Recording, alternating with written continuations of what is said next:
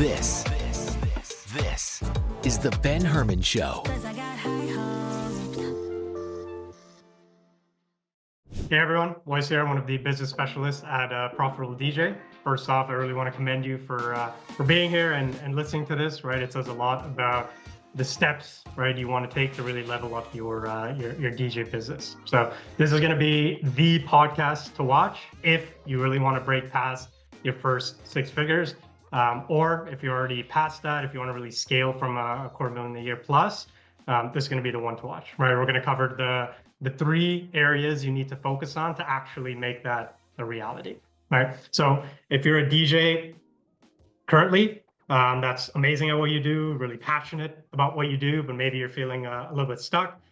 Maybe you're hustling from gig to gig. You're dreaming of something bigger, right? You want to take yourself out of the business, not really be in the grind.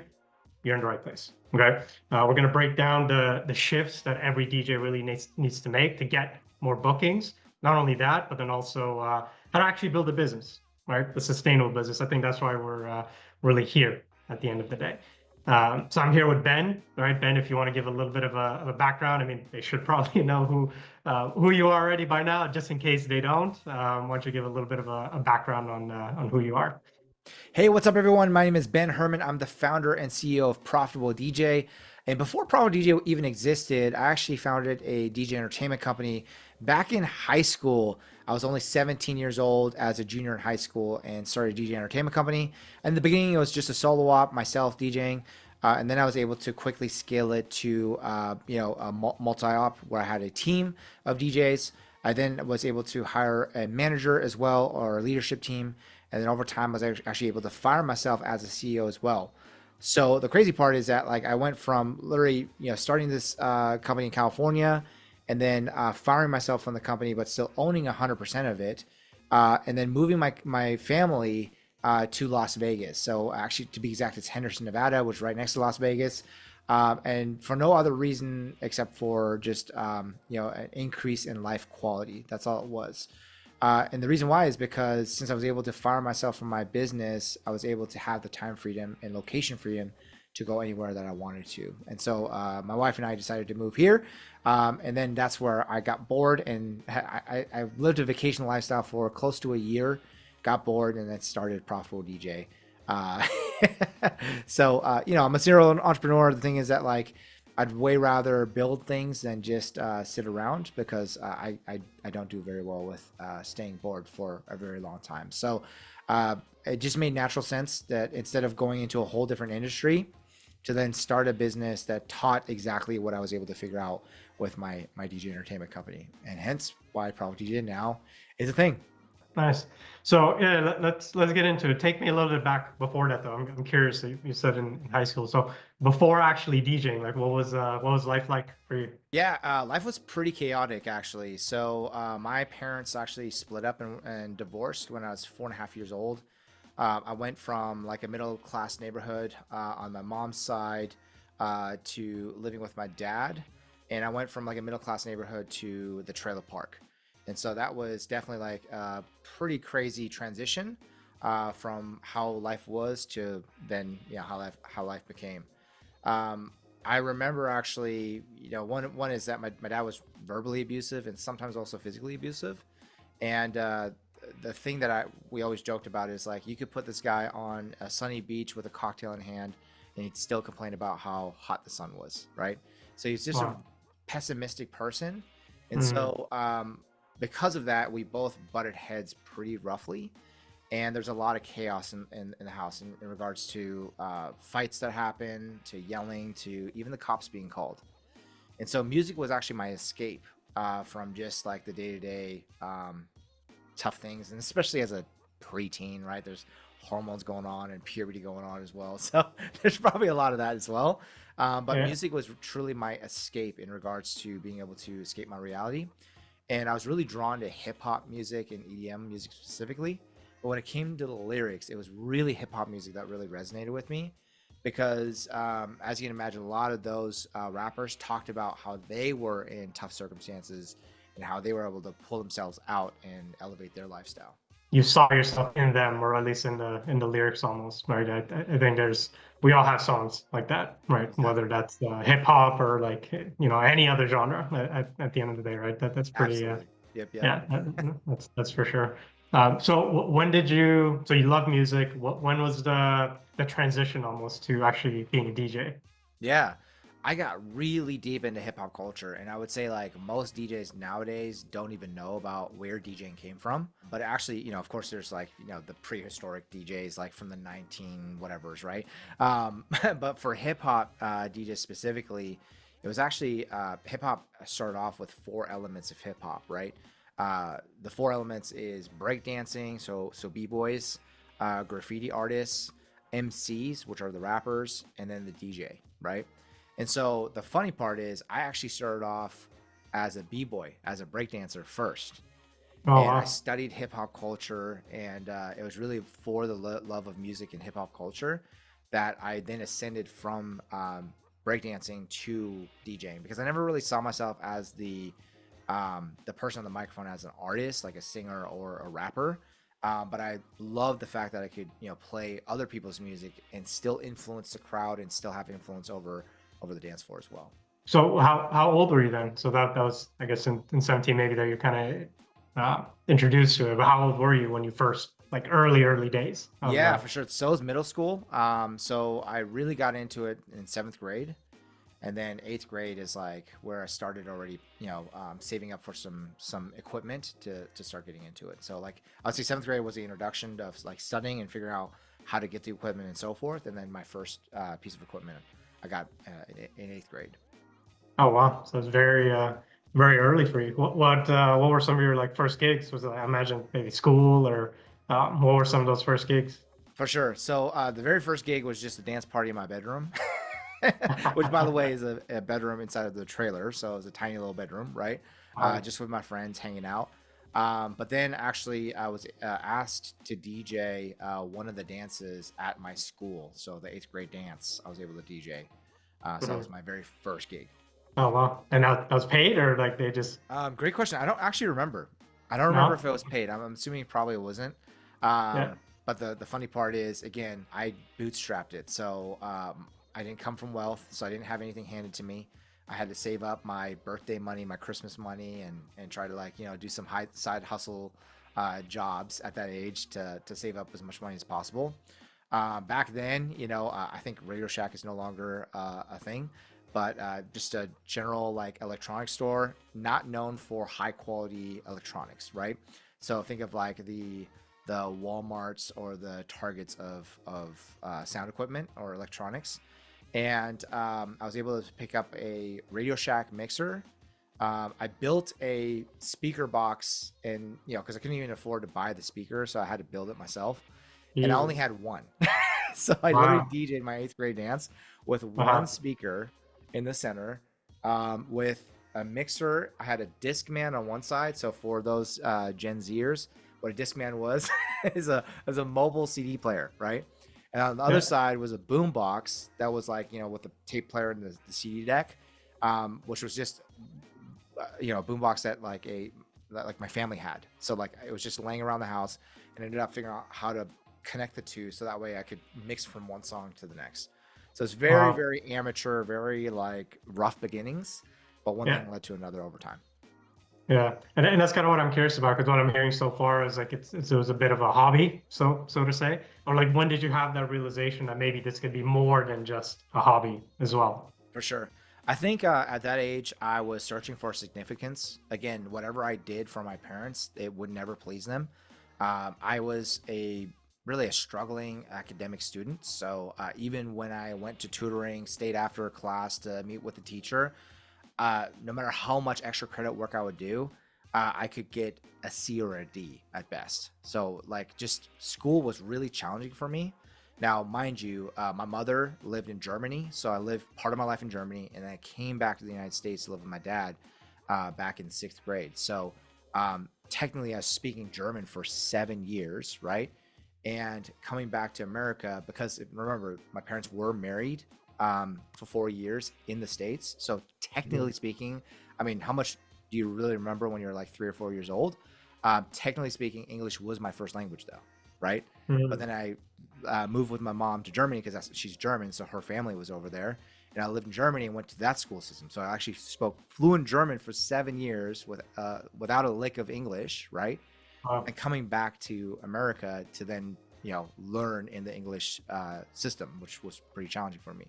So Yeah. that was one, and then just my brain just was not wired for the academic system, because again, I'll talk about the later parts of my life, but once I realized that I was never going to fit into the formal school system, that was the most liberating part in my life and a huge transition to entrepreneurship. So it's fairly early, I guess, that you decided that this is the path you wanted to go down, or at least maybe entrepreneurship or like continuing down the schooling route. That wasn't the right Yeah. path for you, so to say, right? So I Uh, already looked at it as a career, right? Even in middle school, I just didn't mhm. know how to get there. But I was like, man, this is something that I'm really into. I'm gonna give it my all. Mind Yeah. you, again, I had no connections because again, my family was not connected in that community at all. So it's not like I had some sort of opportunities just handed to me. Everything I had to do, I always joked about it. I'm the most unluckiest person. Even to this day, I'm the most unluckiest person, to the point where I will not, even if there's like a fundraiser or whatever, I'll never sign up for raffles to win because I know that like luck does not favor me, which I think is actually a blessing in disguise because I knew that I had to work harder to actually get the results that I wanted in life. I never expected something to land in my lap, Yeah. which I think has also contributed to my success over time. So that was middle school, and I guess going into high school a little bit. What about when you like graduated high school? Where were you? Were you like getting gigs at that point consistently, or Good take me through question. that a little bit? So I didn't graduate high school, um, Okay. which is also interesting. And it wasn't out of laziness, it was actually very intentional. So at 16 years of age, I was handed a book called Rich Dad Poor Dad by Robert Kiyosaki. It's actually, I have a signed copy literally sitting right behind me here. Yeah. And that book was monumental because up until that point, we all have gone to school. We all had to do book reports and stuff like that, right? I was the kid that was pretending to read in class because I just had a hard time. Like it just did not interest me, right? And then I Mhm. go on to these book summary websites to then cheat on my book reports, right? So the Yeah. first book that I actually finished from cover to cover was Rich Dad Poor Dad at 16 years of age. And the reason why is because it sucked my attention where it's just like, man, the second I started reading the first chapter, I just got so interested in it. And that book actually made me feel seen for the very first time. Yeah. So reading that book inspired me, one, to realize, oh, that's why I'm struggling so hard. No matter how hard I try, for some reason, I just can't get B's and A's in school. I'm, even with all this extra credit work and staying after school with tutors, I'm only getting D's and F's, right? Um, that's when I realized my brain was wired differently. And that's where I made the active choice to become an entrepreneur. So because of that, so mind you, like that would be my sophomore year, right? 16. At 17, my junior year, I literally went to the courthouse to get my business license and start a DJ business because I was like, well, of all the different businesses, what Rashad Portad talked about is start a business that you understand. Don't get into stocks or real estate if you have no clue of how to play that game. Do something Yeah. that you already understand and know. So I was like, well, I understand and know DJing because at that point I'd worked my way up to actually work, a lot, getting paid gigs, by the way, from my own school, like my own proms and homecoming dances and all that kind of stuff. And then I was already starting to get into the bar scene when it was illegal. Like, in California, you're supposed to be 21 to work inside of a bar, or at least 18. I was being snuck in by the business owner, the bar owner, to work gigs Yeah. at like 16, 17 years of age. And the reason why is because I was that good, which was really cool. So Nice. my skills as a DJ actually ascended, which was really nice. But you and I Wow. both know being the technician versus the business owner are two completely different skill sets.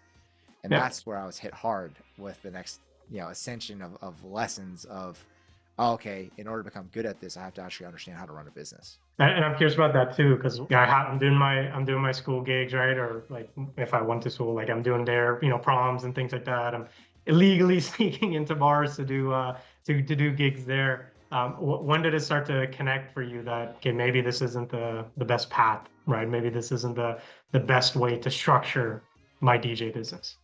Yeah, that came actually a little later. So at first, I was just trying to become the next superstar DJ that tours from festivals to nightclubs, touring the country and the world, right? Because there's a lot of famous DJs. I mean, still to today, that are very successful, very wealthy. They're celebrities. I mean, they're straight up celebrities, right? Where that came actually was years later in my early 20s, where I realized one, you always want what you didn't have, right? So one thing I wanted was I came from a divorced family.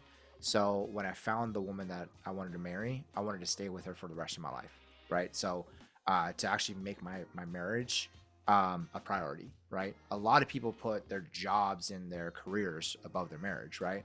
But I was like, Yeah. dude, divorce is not acceptable to me. Like, it's a non-negotiable. Like, I'm not going to get divorced, right? The second thing is recognizing that, man, I also wanted to be a better father, because I didn't have the best father growing up. So of course I wanted to be a better father than what I had to my kids that didn't exist at that time, right? So I wanted to prepare for that opportunity, and I realized, man, if I'm gonna be touring the country or even the world, that's not a good thing for a marriage. That's not a good thing for fatherhood. So I had to pivot and realize, like, I needed to build something different where I could still do what I love, which was DJing, right? Still run a business, but not have to tour the country or the world, where I could still stay put at home. And that's where Mhm. my mindset shifted from DJ to business owner. Because at that point I had studied all of the greats, right? From the Henry Fords to the Steve Jobs to the Michael Dells and the Richard Bransons, right? And I realized, one, they all could run their business without them having to work day to day in it. And two, the John D. Rockefellers, the Steve Jobs, the Henry Fords, they passed away, yet their businesses continued to not only run but grow without them even staying alive, right? Without the founder staying alive. So then that's where I was inspired of, like, man, I just need to build something in a different way. And mind you, I didn't come from a family of entrepreneurs. So this was all just learned through books and through, coaching programs and all that kind of stuff, of realizing, oh, there's a better way to build something. And that's where I shifted from, again, seeing the artist DJ to becoming the true business owner. And the funny part is, at that point, business became a bigger passion of mine than DJing even. So it was almost a mindset like that you had of I you kind of looked at the end and then you mentally had a framework of like, how can I live that dream life that I really want, right? So that was pretty young then. I imagine that you had that mindset shift with respect to that. Absolutely. Yeah. So it was like, I went full time as an entrepreneur at the young age of 18, right? Yeah. So I haven't worked for anybody since I was 18. I'm now 38, going on 39 years old, right? Which is crazy to think about, that, like, for the last 20 years, I've never worked for someone, right? And the reason Yeah. why is because, once again, hardship is actually what forced me into figuring things out. You're almost forced into trying or doing something like new or maybe out of the box compared to maybe some people a little bit older than you. Well, so you Yeah, realize so that I did that wasn't for, gonna like, work a anymore. month or two and not getting any results. Is like, well, the definition of insanity is doing the same thing and expecting different results, right? And I knew Yeah. that even back then. So I was like, okay, instead of waiting for an opportunity to land in my lap, how about I create my own opportunity? And that's how the money magnet was actually created. The Yeah. method. So then what were some of the things that you changed then that were different then? Landing a gig, I decided to create my own gig, because I could say yes to my own self, right? So I literally went out to rent my own venue and to promote my own event. So that way now I was able to get people to come and pay me, right? The patrons that would come to my event, right? I charge a ticket fee, and that's how I was able to then first generate revenue for myself. But second, I worked with local photographers to capture, the footage and the content. So then I was able to take the packed, sold out events that I put on to all the bars and all the schools, and show them, look what I was able to do. And Mhm. now they were willing to give me a shot, because now I had experience. How did you find that helped you after? Because that obviously addresses the, hey, you don't have experience, and you can come to them like, yes, I do. Here it is, right? So that absolutely addresses that. But how did that continue helping you get even more gigs after that, if that makes sense? Yeah. Here's the crazy part, man. It's like I started putting on events for high schoolers, right? So imagine a lot of times it's the under 21 market, the under drinking market that's actually underserved, right? It's always like the bars, nightclubs, festivals that serve alcohol. That's where all the entertainment happens. But for people under 21, right?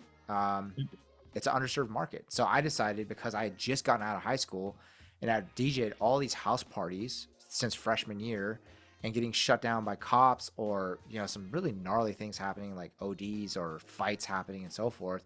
I was like, dude, this is not a good environment. Let me actually be the solution to the problem by providing awesome entertainment, right? That Yeah. doesn't have parent or teacher chaperones looking over people's shoulders when they're dancing, you know, in a certain way with their boyfriend or girlfriend, but still have professional security in case something bad happens, right? Mm. And so Yeah. what happened is, actually I became the superhero to the local high school community, but also to the administration and parents, because they're like, man, you actually are providing safe entertainment for my kids, right? So Oh, actually both sides loved it, which got me a lot of press as well. So it's like, you know, newspapers and magazines and on the radio or news channels and so forth, which just promoted my business even further, yeah. right? And the crazy part is that that's when I started getting all the phone calls, because the high school students would go back to their schools, talk about how great of a DJ I was, which then they chose to pick me as their prom DJs or their homecoming DJs and so forth, right?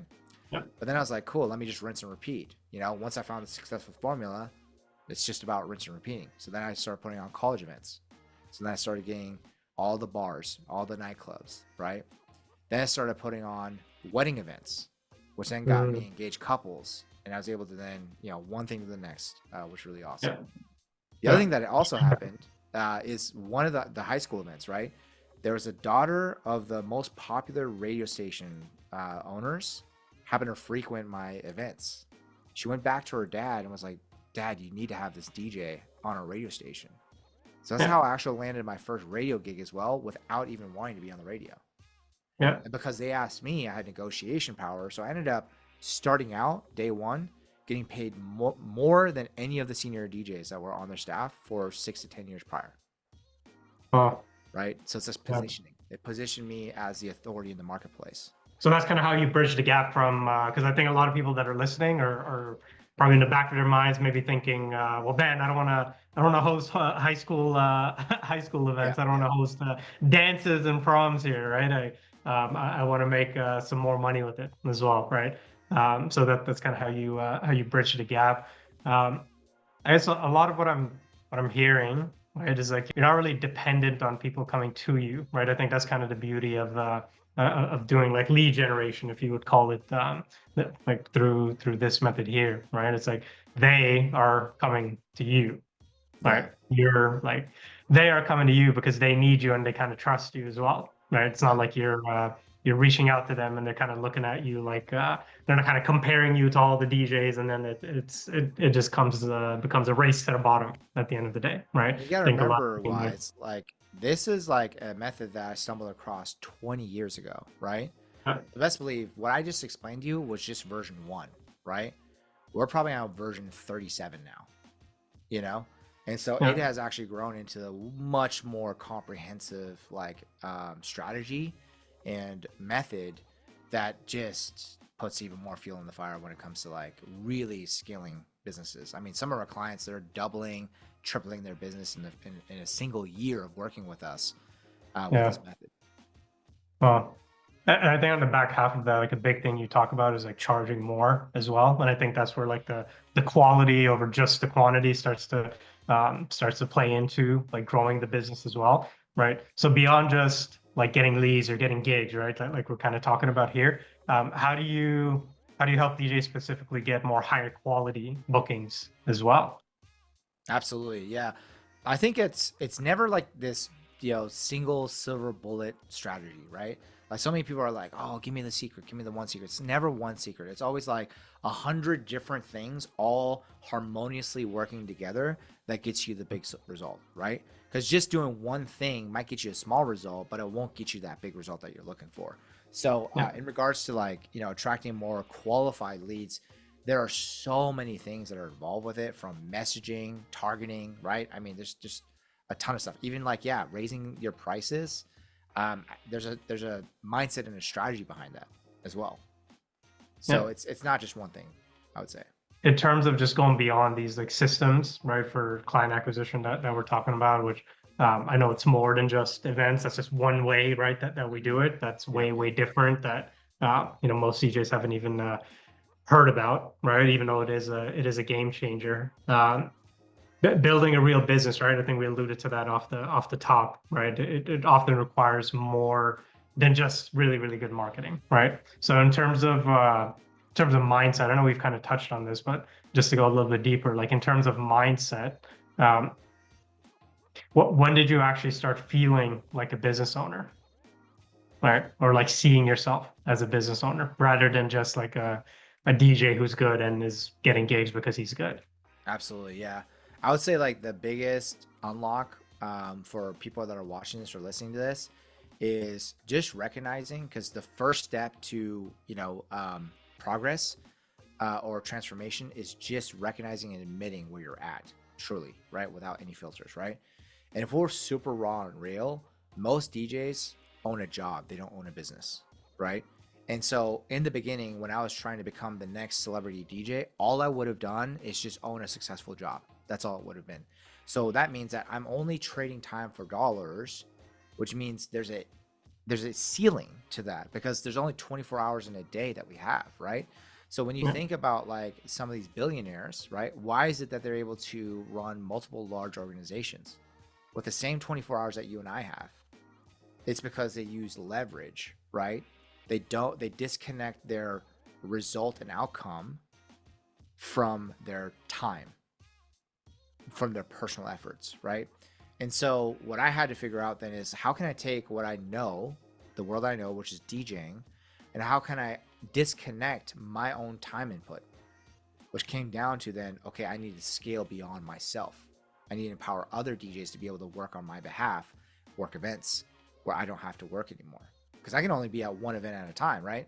Like you're watching right now, like you can only be at one event at a time. The only way Yeah. that you can serve multiple events simultaneously is by actually building a team, scaling team, but also Yeah. utilizing smart technology. And yeah, I'd say honestly, technology is probably the best way to put it. I was gonna say machines or like equipment, but really let's call it technology. It's a little bit different from the business aspect, right? Which that's what we're really going to here. Now, before we really go into like hiring and scaling, I know we've talked about this in the past, right? Some folks that might already even be at six figures, right? Even just themselves, they built a successful business, but then there's like limiting belief around hiring other people in terms of, hey, I have to be my schedule has to be really booked out, and then there has to be some overflow even, and then I'll focus on hiring someone and bringing someone in, right? Can you go into that a little bit in terms of dangerousness behind that mindset, why it might even be a fallacy in the first place? I would say even before that, another big fallacy that us DJs tend to take on is, I'm the best DJ. There's nobody else that'll be better than me, right? And hate to break it to you, you're not that good, right? Like most of us, like, here's the funny part is like, DJing is not a natural talent. You weren't born out of the womb knowing how to DJ, right? It's a learned skill set, which means if you learn how to DJ and you consider yourself the best DJ, right? That means someone else can also become a best DJ, right? And here's the crazy part is that, are you really the best DJ in the world? Probably not. There's probably better DJs out there that are way better than you skill set wise and so forth, which means, well, if someone else is able to be a better DJ than you, doesn't that mean that someone that you hire could become a better DJ than you over time? Here's the funny part is, you feel threatened by that because your ego's in the way, where you go, oh, like, I don't want to be a less than DJ, because then that makes me less valuable in the marketplace, or it strokes my ego less, right? Man, I personally, that's a mindset shift, is I personally want my DJs to become better than me. Because if I can empower them to become better than me, that means I get to relinquish my time, save my time to be able to spend more time with my family while making more money. So I get to make more while working less. But here's the other side.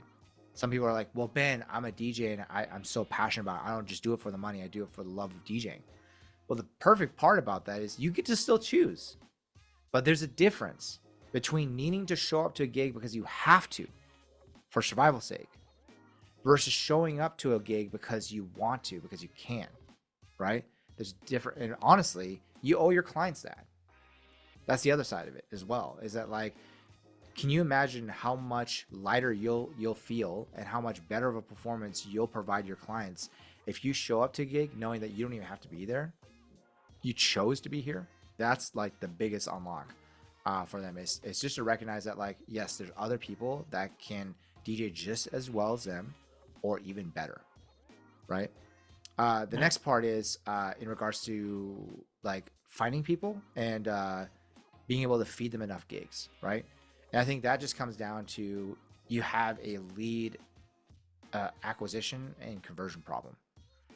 Once you figure out how to actually predictably acquire leads and convert those leads predictably, you'll know how to fill someone else's calendar.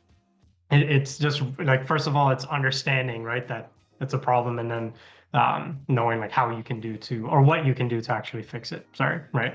Yep. So in terms of actually scaling, right, I'm curious about like the story behind that for you in terms of building out a team, right, having other DJs actually do the gigs for you, right, so you can actually have some more time freedom and make more money as well. I think it really comes down to systems, right? Like you have to have access to systems that then your team is empowered to implement on, right? So when you think about like the McDonald's or the Starbucks or any other big franchise, right? Why is it that high schoolers behind the counter can run that entire operation without the business owner being inside of the building? It's because they have a flushed out system that's already proven and time tested, right? And so it's, instead of like winging it, because again, I feel like that's another thing that we tend to do as DJs is we're artists. So we don't want structure. We want to wing it and have like every event feel a little different, right? Well, the sad part is that even though as DJs, we may value that, that's not what your client wants, right? Your client actually wants a consistent result that they can count on. The whole reason why they booked you, even if, you know, majority of DJs, the main lead source is referrals, right? Which is unpredictable in nature, right? They saw them maybe at like Susie, you know, Aunt Susie's wedding or sister's wedding or whatever else, right? They're like, okay, well, I love what you did at my friend's wedding or my sister's wedding, and that's the reason why I want to hire you for my wedding, right? Well, if that same DJ shows up to their wedding and it's a complete different result, how fair is that to the client, right? An example I always love to give is, you know, when I go out of town, I love my coffee, right? And I love supporting local. But when it comes to me going out of town and when it comes to my coffee, I have to have my coffee a certain way. So I'll tend to walk into a Starbucks instead of a local mom and pop shop because I don't want to risk my coffee not turning out the way that I expected it to. Doesn't mean that I don't support local. I love local. I mean, you know, I've run a local business for 2 decades. So of course I love supporting local. But consistency still trumps taking a risk. I know we've talked about this in the past too, in terms of actually hiring people, right? Or hiring DJs, sorry. So this might come as a surprise, but like when you think about hiring, or when you hire now, do you hire like the most experienced of the experienced DJs, or like how do you go through that like mentally when you're thinking of hiring someone? Yeah, great question, Wise. This is kind of a sore subject for me because it comes with a lot of painful lessons. So in the beginning, it's the most intuitive thing to go, oh, I'm going to just hire someone that's already experienced, who already has a reputation in my community, because that way, one is I can plug and play them into my events. Two, because they have a reputation, they'll actually attract gigs to my company. So let me just hire a person and subcontract them out, right? I tried that for years, and every single time it burned me. One is either talk about, again, consistency. Well, if a DJ comes in with, you know, pre-existing history and experience, right, it's hard to untrain bad habits, but it's also hard on an ego side of like, if they feel like they've already achieved success on their own, for you to tell them to fit your company profile is an ego hit to them. So usually they're not as good at team players when it comes to like unifying in a certain standardized process, right? Because again, one is you're working with an artist, the DJ. Two, you're working with a person that already has been successful on their own. So you telling them what to do is like, well, what? No, I'm going to do it my way.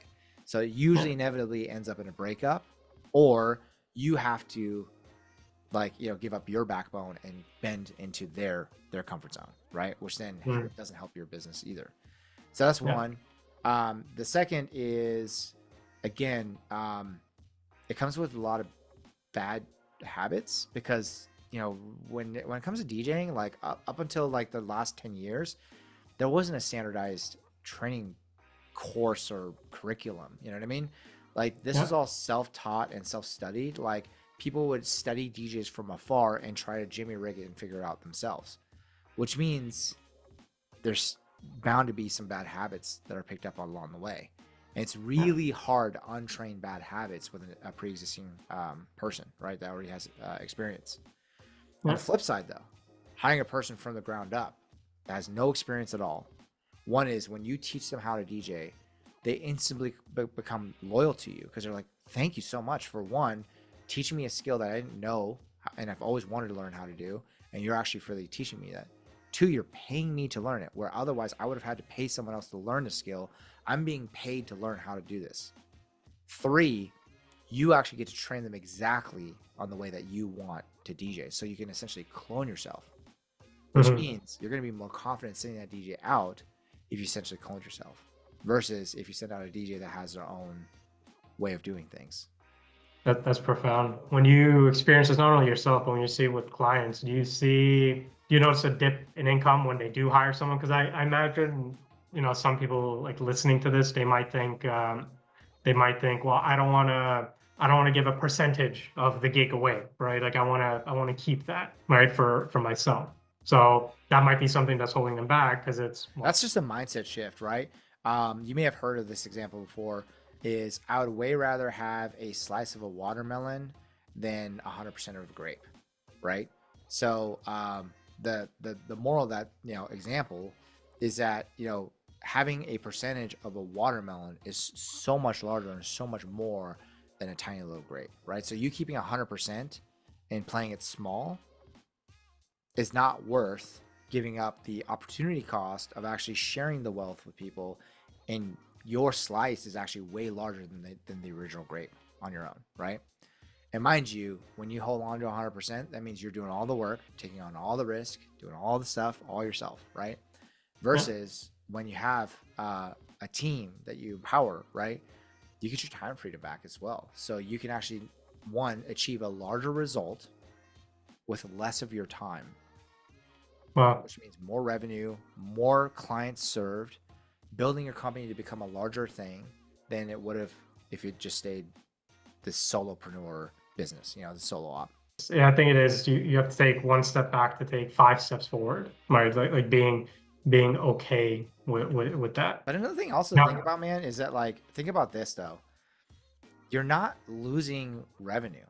You're actually adding revenue, right? So like if you as a DJ worked one gig, right, you would still work that gig, but by hiring another person, that person can go out and simultaneously work a gig.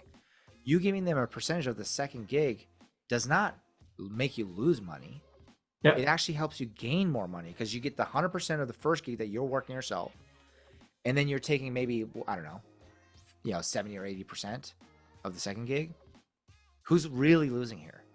Yeah, I think it goes back to you need a consistent and predictable way to get high quality leads and then actually convert them as well, right? Because exactly. Once you have that, then you have the confidence to hire like as many people as you want, like as much as you really want to scale, right? Which is actually double-sided, right? So we're talking about leads on the client acquisition side, and then also on the hiring side of like, how do you actually attract the right people that are going to crush it for your DJ company to score 5-star reviews and positive video testimonials on a consistent basis from clients.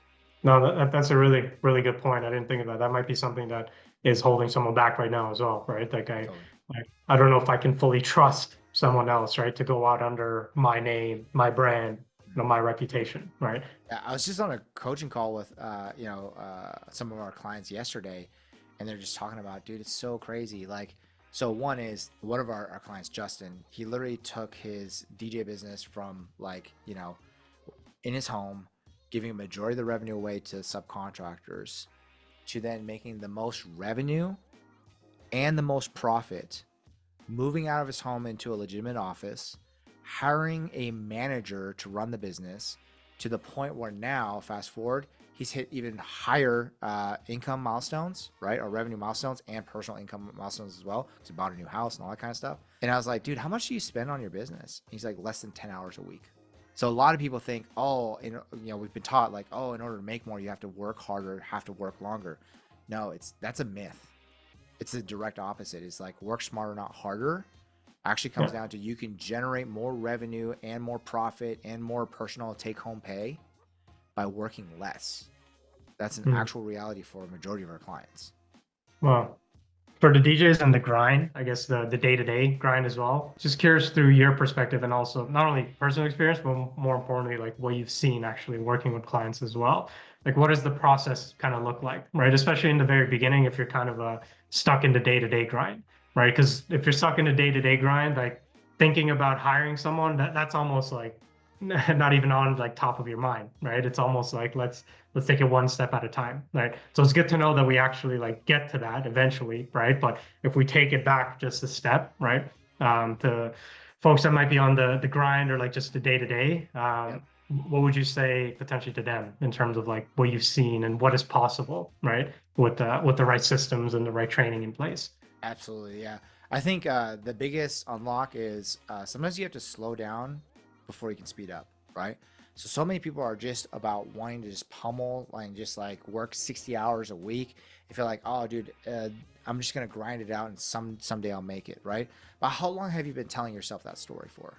That's one, right? It's just like to recognize like maybe the way that you've been doing it for all these years isn't actually the way to do it properly, right? It's clearly not working for you, right? Otherwise you wouldn't be watching this interview, right? And then the second is like, if you think about the wealthiest and the most successful business owners, you know what they do actually, and this is something that really unlocked it for me. It's easier to acquire a company than it is to start up a company from the ground up. Why is that? Because a company that you start from like a startup, right?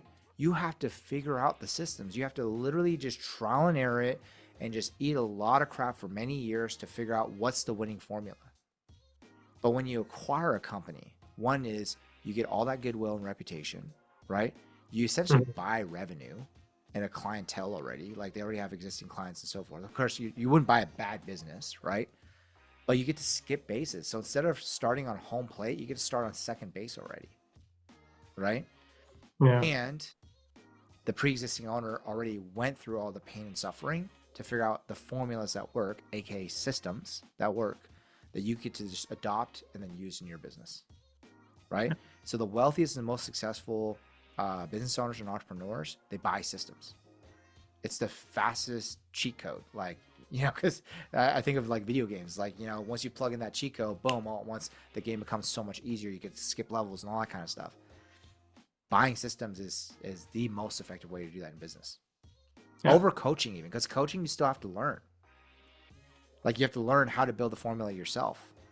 But to invest in a system, you get the winning formula. It's like a recipe. Like as long as you follow the recipe, like a cake baking recipe, get the exact same ingredients, you follow step 1, 2, 3, 4, you're gonna get the exact same cake. Yeah. Right? Yeah. That's a really good way to put it. Now, I guess on the back half of that, I'm curious because I think you've been pretty humble so far from our conversation, but I'm curious what kind of results have they gotten here? It's almost like it's hard to say this, but one thing I would encourage you is like, look up some of our video testimonials and testimonials from our clients, because what I'm about to share with you will sound like a pipe dream. Will sound like, oh, that can't be right. That can't be true. Ben's making this up. He's fluffing up the numbers to make himself sound better, right? Yeah.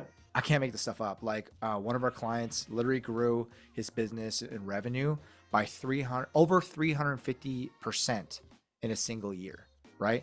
He's on track to now grow that same business, the DJ business, by another 97% this year, which means he's doubling in size again. So after over tripling 3.5x his company last year, he's planning on doubling his company again this year, right? Another one, the Seattle, Washington guy, right, who attracted Mackie as his as a sponsor.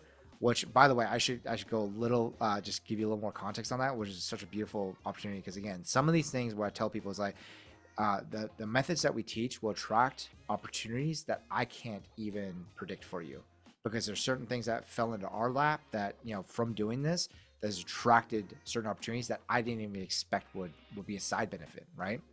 So the guy in Seattle, Washington, he attracted Mackie, right? But what Mackie mentioned is like, hey, we're going to send you a bunch of free gear that you can now get to use. And we also are going to empower you to offer to pay for your client's photographer, as long as they're willing to give us consent to take photos of you, using our equipment at their wedding, right? So it means without the bride and groom in there, or without any sort of patrons in the background, just the DJ using their equipment in the wedding environment, so that way they can use it to post on social media or whatever else, right? Yeah. That company's willing to pay for the friggin' photographer. Like, you can't make this kind of stuff up. It's nuts. Like, it's nuts, right?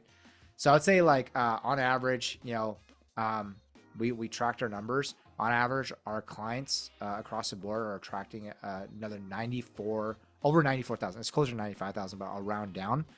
$94,000 in new revenue per year from using these systems. So that's not total. That's on top of what they're already doing before. On top of, yep. Wow. Yeah. Now that's at like a numerical level, right? In terms of let's say story, right? Like what was you could go, you don't have to name names, but like what was your favorite story, right? That you heard like of life, if that kind of makes sense, of like someone came to you, and it could be multiple, I'm sure it's multiple, but came to you and were like told you something and you're like, wow, this is why I do what I do, if that makes sense. Yeah, absolutely. One really sticks out to me. I won't mention their name. They're struggling financially, and they're actually thinking about closing the doors. They're like, hey, if this doesn't work this year, like, I'm gonna close the doors on it, right? And then to take their business and one is increase their profit by, I believe it was like 63%, right? So they went from like owing money to starting to actually build up a savings account again, right? From chaos of having to do all these different things, like wearing 20 million different hats, to now empowering their staff to run the business, so that way they get to be a father and a husband to their family. Because the one thing that we always like to say around here is like, yes, profitable DJs, it's in the name, right? We want to help you actually create a profitable business, but we also care about the other hidden costs that a lot of DJ business owners pay, which is, so what if you generate a bunch of money and you lose your family in the process? I see so many people in our space where, yeah, they're at the pinnacle of like their business success, but they've suffered through divorces, or they have, no relationship with their kids. It's not a price worth paying, right? So we don't just want to teach you how to run a profitable business. We want you to build a profitable business responsibly that actually serves you. Because the whole reason why you started this is because you want to enjoy time and financial freedom. But if we were to ask ourselves, why do you want to enjoy time and financial freedom? Most likely it's because you want to provide for your family. You want to enjoy that time and the fruits of your labor with your loved ones. Yeah. But so many, you see it all over, not just in the DJ space, in the entrepreneur business space. So many put their career first and literally lose their loved ones in the process. So they get to the destination, but they have nobody to celebrate it with. Yeah. I don't think that's considered winning. No, not at all. And where the systems and really knowing how to attract leads and grow the business come into play, right? Yeah. Now, so one thing I should say real quick, Wais, is like, that's why the systems are so powerful, is because instead of them having to build it all out, right? These are already done. They're already built out for them, which means they get to save time, still get the results, still get the transformation of their business with a 1/10 of their time investment, which that free time they can then point towards their loved ones. Yeah. Which is awesome. Yeah, absolutely. Now, I guess if I'm putting on my skeptic hat, right? Yeah. Which I'm sure, some listeners might be, they might have tried Wedding Wire or the Knot, right? I know there's some like potential issues with that as well. But again, I'm putting on my skeptic hat. I've used that before, Ben. How is this any different than maybe what I tried there with them? Yeah, for sure. Honestly, what I would say is, again, it's a unique time right now. If you do your research on Wedding Wire and the Knot, there's some not so good press on them right now. But let's just say, like, besides all that, other websites, right? There's Zola, Bark, all those different places. Um, Instead of saying like, hey, how's, do they work or do they not work? What I'd encourage you to think about instead is ask yourself a question of like, how do they attract leads to their website that then they resell to you?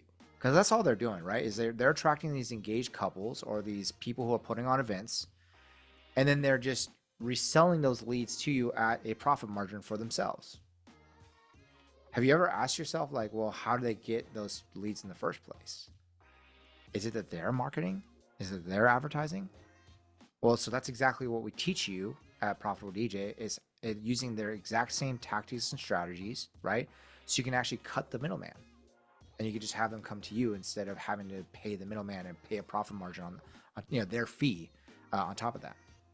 Yeah. Well, so that's even assuming that it's they are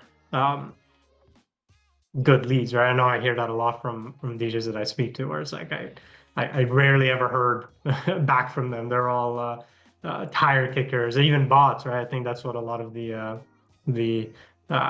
lawsuits are about. But I digress. I don't want to bash or make it seem like we're bashing, but it Sure. seems like it's fundamentally more like, why don't you be the own source of your leads and then not rely on any outside companies, Absolutely. middlemen, like to your point, right? Because there's always going to be more money when you cut out the middlemen, right? Mhm.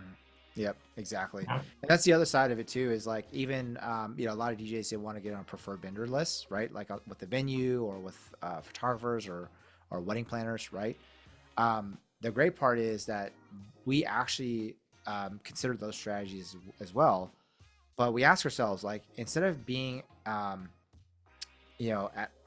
like this like this food line, almost like this there's the venue and the food chain. That's what I was trying to get at. Is like, it's Yeah. usually like, people book the venue first and then they book the DJ later, so therefore you feel like, oh, you have to please the venue. Well, what is if you could place yourself above the venue? You could actually become the referral source to the venue, right? So those are the kinds of questions that we've asked ourselves over the last 20 years, right? That got us to answers of like, we're going to position ourselves where we have the power over the venue, over the wedding planner. So instead of having to beg them for leads, they're actually begging us for leads, changing the position Well, of power. now I was just continuing that skeptic hat on, right? Like, what would you say to someone that's listening right now who's kind of intrigued, right? Maybe even like agrees with a lot of what we've talked about and what you've shared, right? But maybe is a little nervous, right? Maybe they're unsure of if they're truly ready, right? If that makes sense to take this on or um, like have this kind of transformation in the business, right? And have a business. What would you say to them? I think nervousness and skepticism is okay, right? It's a protection mechanism that we all have, right, to avoid danger. But I guess the question that you should ask yourself is it there's a legitimate fear, like a legitimate, like, let's say there's a person that's holding a gun to your head, right? And they're trying to rob you right now. That's a legitimate threat. And because that fear is legitimate, right? But a fear of a uncertain or unknown outcome is not actually fear, it's anxiety, right? So you may have anxiety over, what next steps to take. Why is what the biggest expense that most people pay in life? Do you know what that is? I think I know where you're gonna take it, but People say like how, a house, right, or kids, right? I would say taxes is one of them because yeah, you get doubly or triply taxed on the same dollar, right? But an even larger expense is every year that passes or every month that passes that you don't understand how to generate $1 million or whatever dream number you have. Whatever that number is, every year or every month or every week that passes by where you don't understand how to generate the revenue that you're trying to generate is an opportunity lost, which is the largest expense that we all pay. Yeah. Right? And so I would say, if you have that fear, is that fear greater than the opportunity that you're missing out on? Because the reality that you have to ask yourself is, are people already doing things that you want, that you desire? If the reality is yes, then why aren't you? Because the precedent is already there. There's, besides profitable DJs, by the way, there's people who have not worked with us that are out there in the world that are doing the very thing that you want to do. So if that's a reality, then why aren't you? Mm. Is it maybe because of your fear? Is it maybe because of your skepticism? Is it maybe because of your anxiety? But time is probably the most valuable asset that we do have. Right. I guess the question for some of the folks listening is like, do you want to spend the next 5 to 10 years kind of learning? Maybe you even get there. Maybe you don't. Right. I know you said it took like 20 plus years to get to the current iteration of what it is right now. Right. So do you want to spend the next 10 plus years trying to figure it out on your own, or do you want to like plug and play automatically into a system already? Yeah, that's pretty profound. Now I know some folks are going to have this question in the back of their mind as well, right? With respect to, well, Ben, if the system that you have is so amazing and you're so much different than what other people are doing, like why don't you just run it for yourself, right? Like why are you just teaching other people how to do it? What would you say? What would you say to that? Well, the thing is that that's exactly what I did for myself, right? So, Yeah. not only was I able to fire myself as a DJ, but I was literally able to fire myself from the company completely, still keeping 100% ownership, right? Which means I still get the profit distributions from that business, but that business is fully running on its own. Okay. If you do your research, you'll realize that my company is located in Northern and Southern California, but I'm personally located with my family in Henderson, Nevada, right next to Las Vegas. So I'm in a whole different state than my business is located in, right?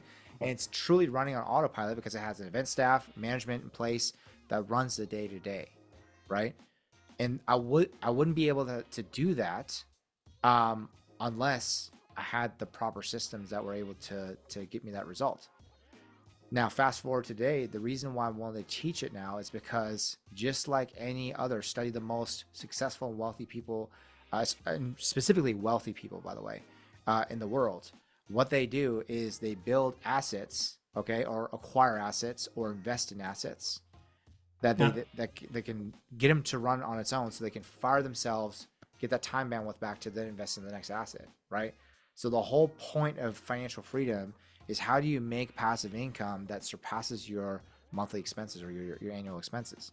Once you've done that with a surplus, you are financially free because you're no longer trading time for dollars, right? So all I'm doing is I'm just rinsing and repeating. I started my DJ company, right, 2 decades ago, was able to build it to a point where it's now running on its own, right? Now I can pivot and now start another business. And actually, you know, if you really study us, we have an ecosystem of businesses now. Like I have a holding company that has multiple companies within our portfolio that are all doing the same thing. And so that means I can literally just work, you know, less than 10 hours a week, right? But have all these different assets that are all cranking and producing wealth for our family, and then for future generations to come as well. Yeah, it's pretty inspiring. Yeah. So that brings up for me, I'm sure some of the listeners have this question too, right? So like beyond just the business success, right? And also maybe the financial rewards, right? That would come from something like this. Like why does this work of like helping other DJs scale or even just build profitable business? Like why does that matter to you on a personal level? Gotcha. It matters because I know how painful it was, right? And I always tell myself, like after reading Rich Dad Poor Dad, coming full circle again, is once I read Rich Dad Poor Dad, I made a goal for myself that I'd like to write a book where I could pay for it, because that book was so life-changing to me, and all the mentors and all the coaching programs and all the different things that I've invested in have been so impactful to me that I want to pay it forward now, right? I know that I can cut corners for the DJs specifically. Here's the crazy part. It's like my God-given gift is not an attorney or being a doctor, so I can't save your life with a scalpel, unfortunately, right? But I can't save your business. That's what I've been put on this earth for, right? Absolutely.